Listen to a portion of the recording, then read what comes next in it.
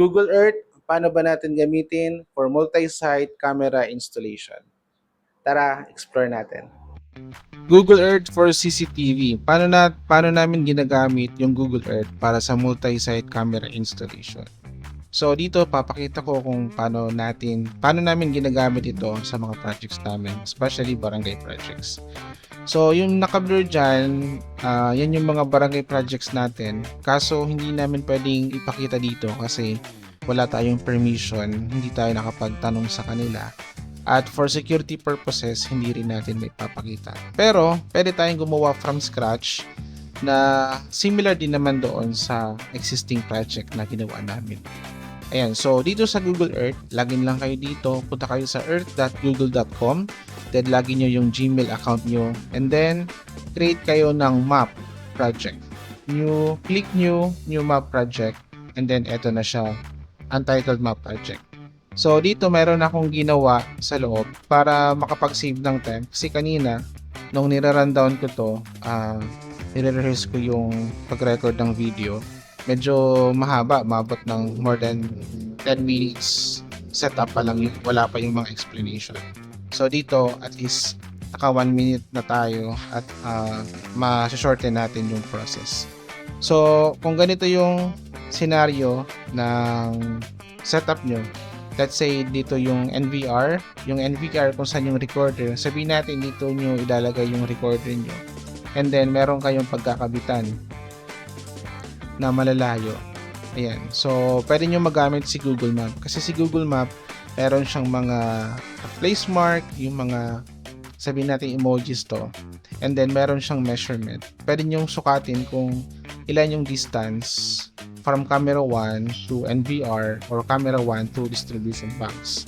Or from camera 1 or camera hanggang sa pinaka papunta doon sa recorder.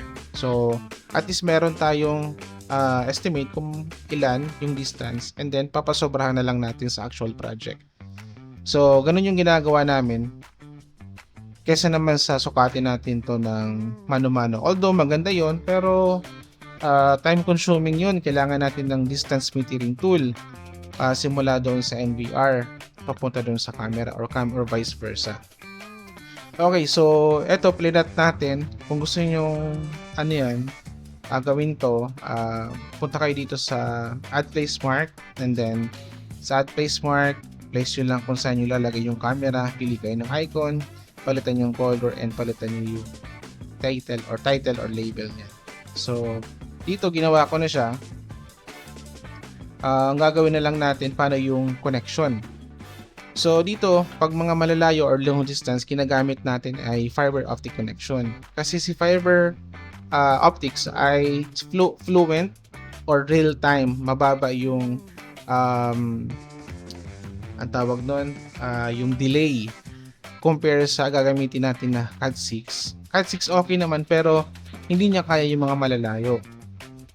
Kasi up to 250 meters, depende sa specs ng PoE switch, yung maximum distance na pwede niyang i-transmit papunta doon sa recorder.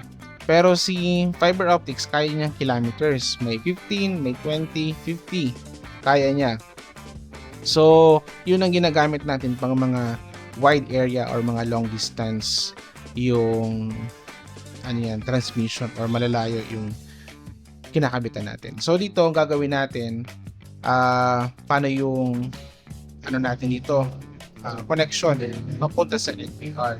So, kailangan pa rin natin dito ng power source, power supply para sa camera. Kasi doon natin nilalagay yung ating media converter para sa fiber at yung PoE switch para naman sa power ng mga camera. Kasi kailangan pa rin po nila ng camera.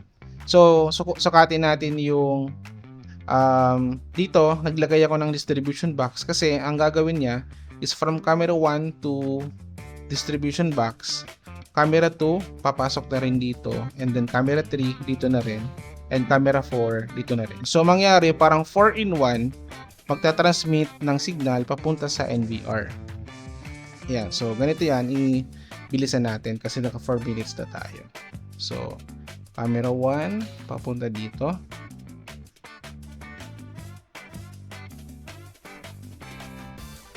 Save project. And so hindi ko pa i-discuss lahat dito kasi haba talaga yung ano yan, yung setup.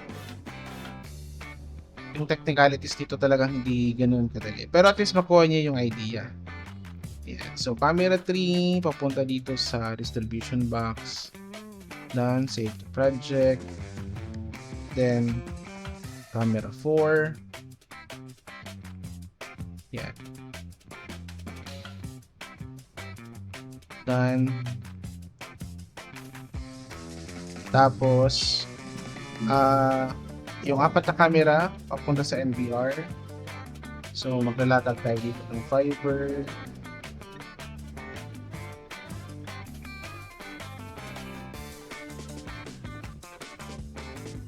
Yan, okay. So, ganun. Siguro yun lang muna kasi naka 5 minutes na tayo para hindi din kayo mainit. Unless talagang gusto nyong pag-aralan to, then gawa tayo ng separate video para doon. Explain natin in detail. So, yun. Napakalaki ng Google Map na tool natin para sa mga multi-camera, multi-site camera installation. Kasi dito makikita natin yung kabuuan ng gagawin natin at syempre yung location plus yung pag-compute natin ng mga wires, yung distance, ilan yung kailangan. So magagamit natin yung Google Map. Okay, so siguro yun lang muna, naka 6 minutes na tayo. At kung meron kayong katanungan dito, siguro gawa na lang ako ng separate video. So yun, maraming salamat for more videos like this. Follow our page and maraming salamat po sa lahat.